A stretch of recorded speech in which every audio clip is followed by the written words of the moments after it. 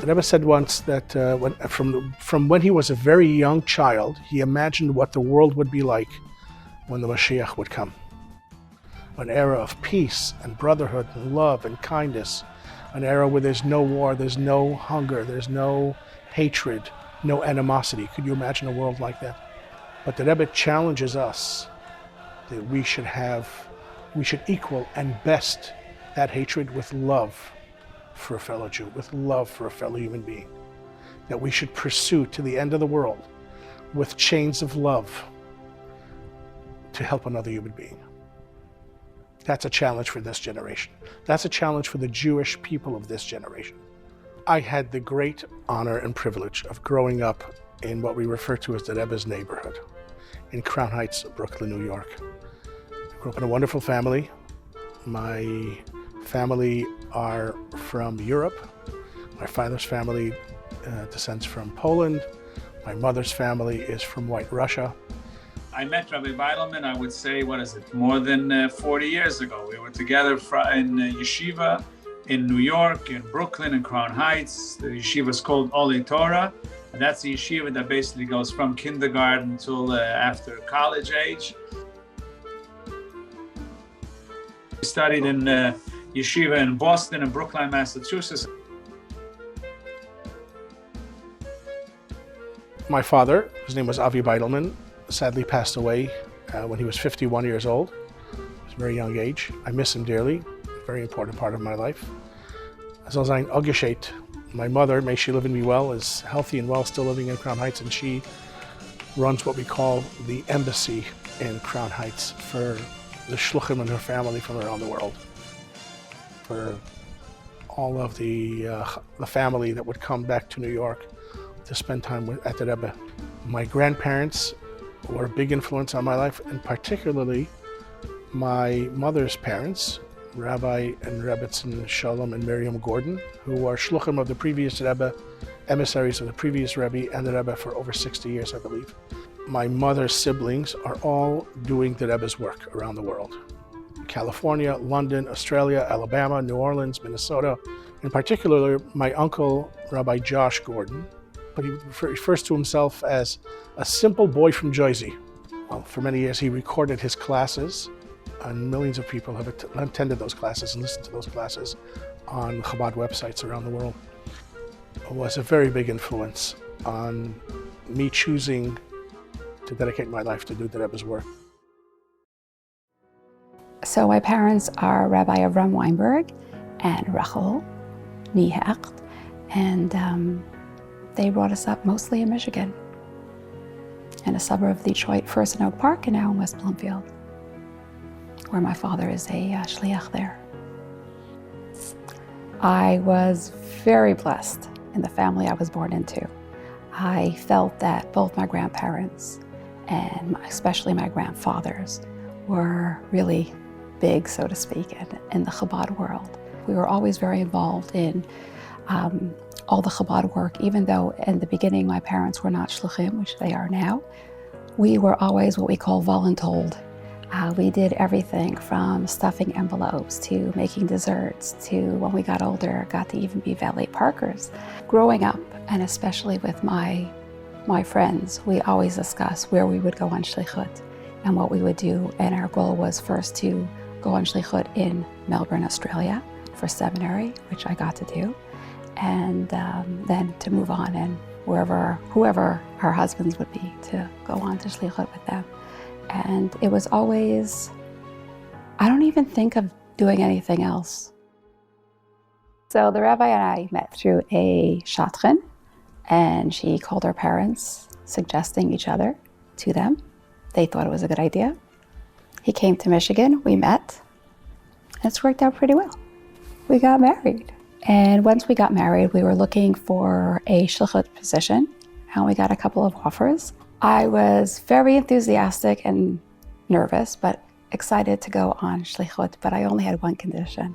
They had to speak English, because I am lousy with languages, and no, I do not speak Hebrew fluently at all. So Chanie and I moved to the west coast of Canada in October of 1993. We were offered an opportunity by Rabbi Weinberg, the executive director of Chabad Lubavitch on the west coast of Canada and Western Canada. And it looked like a good fit. Rabbi Baitelman and Chanie are both foot soldiers in the Rebbe's army. And for the first several years, we lived in Vancouver, and we looked after programs, summer day camp, various other things, and the operations in Vancouver. And at some point, Rabbi Weinberg asked us if we would undertake a move to Richmond. At that time, Rabbi Fegelstock was the rabbi of Eitz Chaim, the Orthodox shul here in Richmond, and was doing great work and very important work in this community. The Rebbe's vision was to take young people who have energy, who have idealism, who don't take no for an answer, and send them off to the farthest reaches of the world when they're young. Not, God forbid, to take advantage of their naivete, but sometimes naivete is good and it's healthy. But to take that energy and establish deep roots in communities and create strong communities. And we got to work right away in doing the things that we needed to do. Hanukkah events. And the Rebbe was a very strong proponent and a very strong campaign to have menorahs in public places, have menorahs in places where as many people as possible can see them, place menorahs even in public buildings, in government buildings, to bring that message. Chabad had a Hanukkah celebration for the first night, and they did it by lighting the menorah at the Save On Foods in Terra Nova.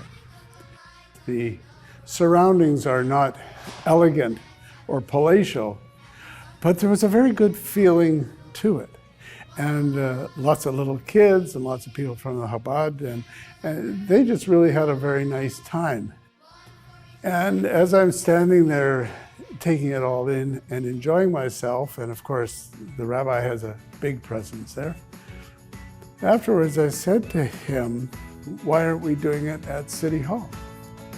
I said to the mayor at the end of the event, he said, this was really beautiful. I said, Mr. Mayor, next year at City Hall. And thanks to his leadership and many people on City Council. So the first year, in addition to the 30+ Christmas trees which lined each side of this corridor, they made space for a menorah. And I think that the rabbi, by being such a steady presence and having such a kind of a big personality, helps us all to have a better understanding of those things that are important for the city of Richmond. Working together with the rabbi in Chabad of Richmond encompasses so many different things, which is kind of interesting. I always say, you never know what day you're going to kind of get, because you could be a party planner, a chef, a driver, a tour guide, a teacher, preschool something with children. It could be just about anything. And there's no just one thing that I do in being Chabad of Richmond.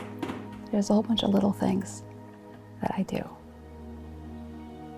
A bunch of things, I'm not sure they're little things, a bunch of things, and she does them all very well. Thank you. Some of the biggies that felt like, oh, we've arrived, so to speak, was when we moved out of our house and into the upstairs of Chabad House on Blundell and Railway. Our first Torah dedication. That was big. That was big. We were very blessed to do that.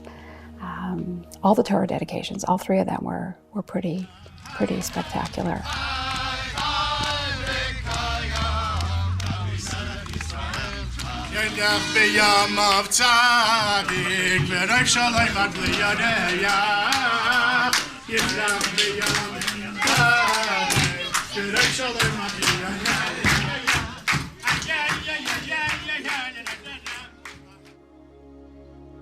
The Baitelman's home was a welcoming place. And it was very clear from the Rebbitzin, very much. She was always asking how we're doing. She really cared about people coming through her house. That was the whole energy in the house was very positive. It creates a very welcoming atmosphere, which is especially powerful for yeshiva students, rabbinical students who are about to go on and create their own houses, their own, get married and create their own Chabad house. That's to spend time at the Baitelman's house. It's pretty powerful and has a long-lasting effect.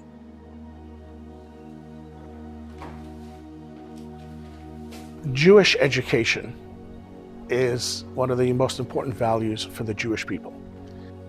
And it is the fuel, it is the inspiration, it is the knowledge that keeps us motivated, keeps us connected, that keeps us focused. And learning learning and teaching is a passion of mine. And we've had thousands of people come through our adult education classes. The JLI courses are absolutely amazing, and I became exposed to them through Rabbi Baitelman, and I truly enriched my spiritual life attending these classes. Sometimes we do walk away from that spirit within us that is urging us to pay attention to claim a relationship with ourselves and the connection with our Creator. So these courses are very powerful in saying, wake up, wake up. I was a bit of like hopeless. Like I was taking Torah class and Talmud class, and the way Rabbi Baitelman, the instruct the whole, let's say, Jewish Bible thing, it's something that I feel something in there. It's something that resonates with me, and I become more courageous person than before. Sometimes I imagine if I was a member in this community, not a rabbi, I didn't have a job, I could go anywhere. I could patronize a particular rabbi. There's no question in my mind who my rabbi would be in this city, and that is Rabbi Baitelman. You sit with Rabbi Baitelman, you feel like you are in the presence of a holy man. The memory of a very tragic event, the passing of my daughter's dad and my ex-husband, who sadly died of COVID isolation. And his time came, and the three of us got together, and we were completely devastated. And who do we want to call? And the three of us came in one voice, Rabbi Baitelman. Gerard was really leading this world as Rabbi Baitelman came into the room, and we did Shema Israel together, and he urged us, he just think that you're living one of the most sacred, holiest moments of life. There was a sense of awe. Rabbi Baitelman is a gift to the community. I actually started tutoring a Israel kid from Israel High School whose name is Harel. He's my student right now. I've been tutoring his English for almost a half a year now. How was the week?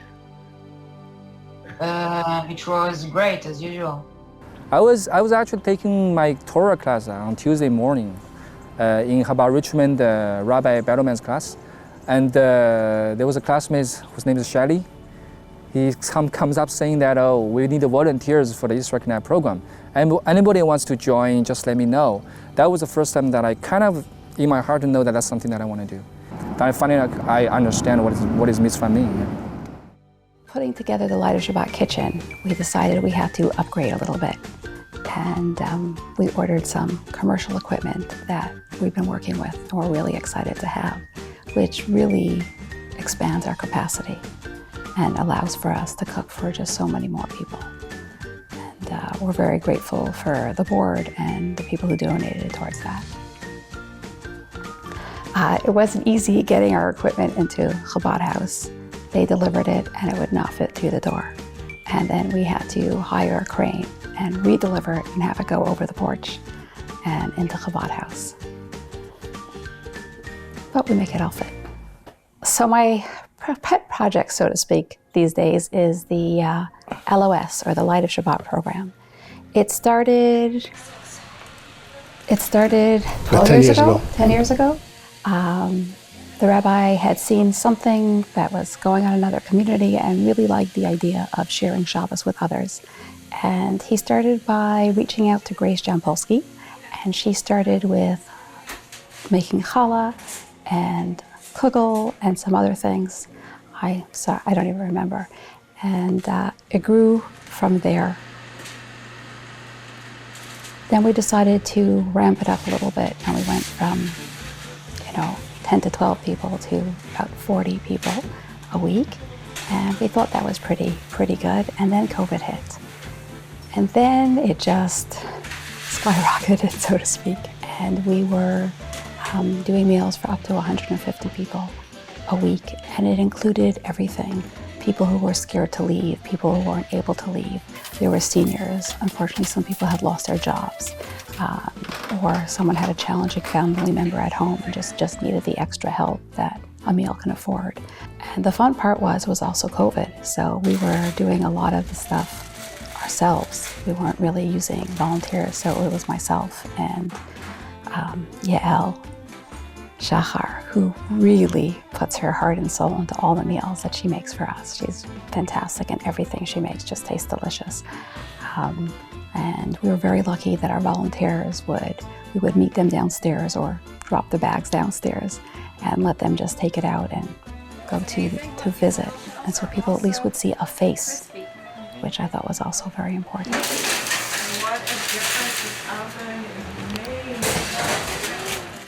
Putting Light of Shabbat together is a lot of practicalities. It's coming up with a menu, it's buying the food, it's finding the volunteers to either help us make it or to do some baking or deliver and to pack. There's just so many different things that people get to volunteer for, and it's fun.